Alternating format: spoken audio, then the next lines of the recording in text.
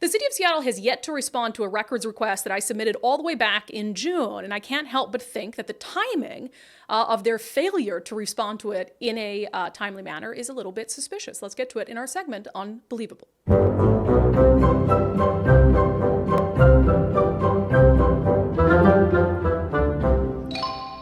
So you might recall back at the beginning of June, there was a vote in the Seattle City Council to pass a common sense ordinance that would finally allow Seattle police officers to arrest people for drug possession and open air drug use. Common sense stuff. There were enough city council members going into it the day of the vote for everyone to believe that it was going to pass, which was great. Given the drug crisis, Seattle is not only the epicenter of the fentanyl crisis in Washington state, but the entire country. I mean, we have, on this record pace for deaths from overdoses. And so everyone thought, well, of course the city council would give police tools to be able to actually intervene, save people's lives. And yes, maybe they have to spend a few days in jail. So anyway, we're all thinking day of the vote that this thing is going to pass. And then at the last minute, he had told people hours before that he was going to vote for this thing. At the last minute, Councilman Andrew Lewis, who is running to keep his job, who is the councilman for downtown Seattle, cast the deciding no vote. I came out here on the dais today fully prepared to vote for this measure because I do think it is generally proper that we reconcile our SMC to the state law. But with the ending of community court, without any additional process, I just can't do it today. I just can't. Yeah, and with that, Andrew Lewis was celebrated by the far-left fringe activists who were in the room. And I said at the time, the only reason he changed his mind is because people came in the room, activists, and they screamed loud and whined, and he gave in. That was really my belief at the time. And last night, actually, Andrew Lewis had a debate with his opponent, Bob Kettle, and he offered a different explanation as to why he changed his vote at the last minute. The only reason I was going to vote for that bill in June, Scott, and I'll just be completely candid, I was going to vote for that bill in June for political expediency. I knew it was a bad bill.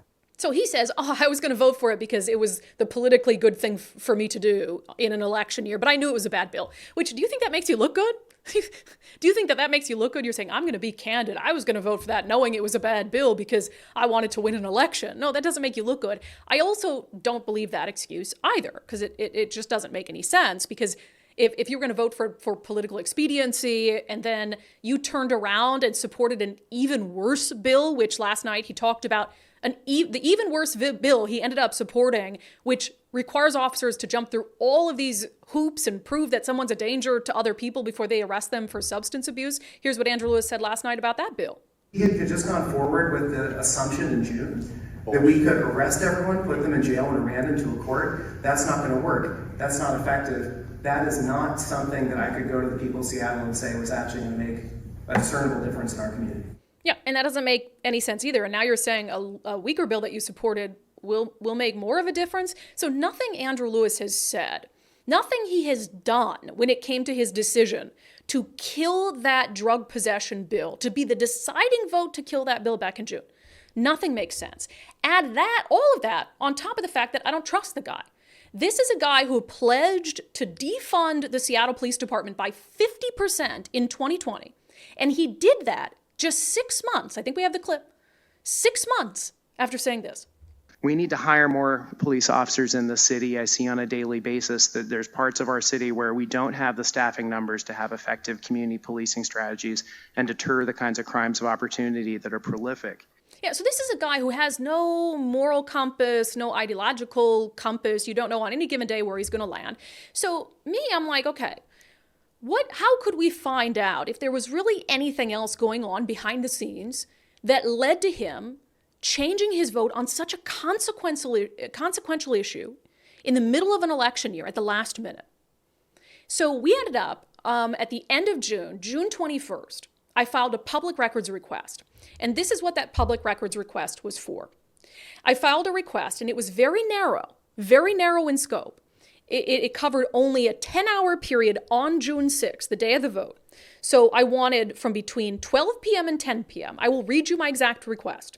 all text messages sent to and from Councilman Andrew Lewis's city-issued cell phone, all voicemails left on Councilman Andrew Lewis's city-issued cell phone, a list of calls ingoing and outgoing from Councilman Lewis's city-issued cell phone, and all emails, including any email attachments sent to and from Councilman Andrew Lewis's city-issued email. Because what I wanted to see is, were there any outside forces at play?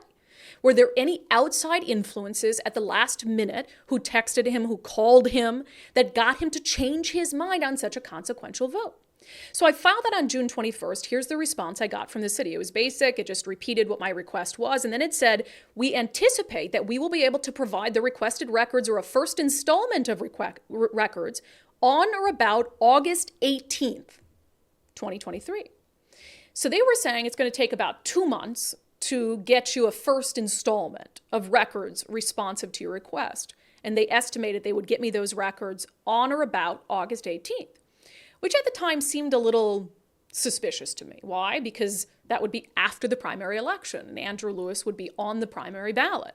It also seemed odd to me because I've done probably hundreds of public records requests in my career, and I have never had a request for records as narrow as that take so long. I thought even 2 months seemed to be a little bit egregious, considering I was looking for something so specific during such a narrow period of time. So August comes around. At the end of August, August 24th, they did respond with a few records, a first installment. And it was really just kind of worthless stuff. Basically, what they gave me is some emails that had come into the generic city council email with constituents complaining about Andrew Lewis's vote. That's all I got in that August records. And at the time, they updated me again on the timeline for providing more records subsequent to my June 21st request. They said, hi, Brandi. The records being made available to you at this time are records collected in search of Councilman Lewis's emails. We've reached out to the councilman's office for further records. We still have records to review and anticipate that the next installment of records will be available on or about November 10th. Now, what is suspicious about that? Well, of course, the general election is November 7th.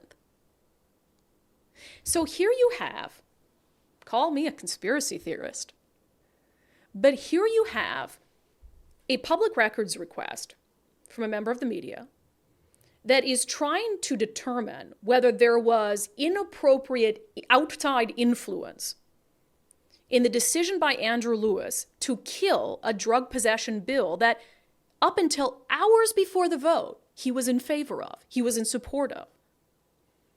They tell me that the first installment is going to be available after the primary election, and that the subsequent installment is going to be available after the general election.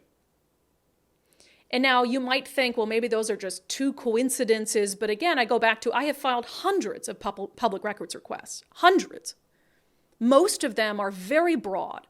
Most of them encompass months or even years of records where I'll reach out to an agency and say, I want all emails from this year on this subject. Thousands of emails. And they respond to those requests in a shorter period of time. This is a request for 10 hours of records specific to one councilman, specific to one day, on one subject. And now fast forward to a week and a half before ballots come out to voters, and we have still not gotten any sort of pertinent records from the city of Seattle. And I have pushed back, by the way. I have emailed them and said, this seems unusual. This seems like an unusually long period of time. I've been told that they're short a public records person, that they have an opening in that department. But again, and look, there might not be anything there. We might get all of these records and it might be nothing other than Andrew Lewis is just a coward and he responds to whoever shows up and yells the loudest, and it could be exactly what I thought it was at the beginning and nothing untoward.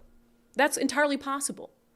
But we don't know. And in the absence of information, in the absence of these public records, I am only left to question and to wonder whether someone is making an effort to delay the release of those records to us until after the general election.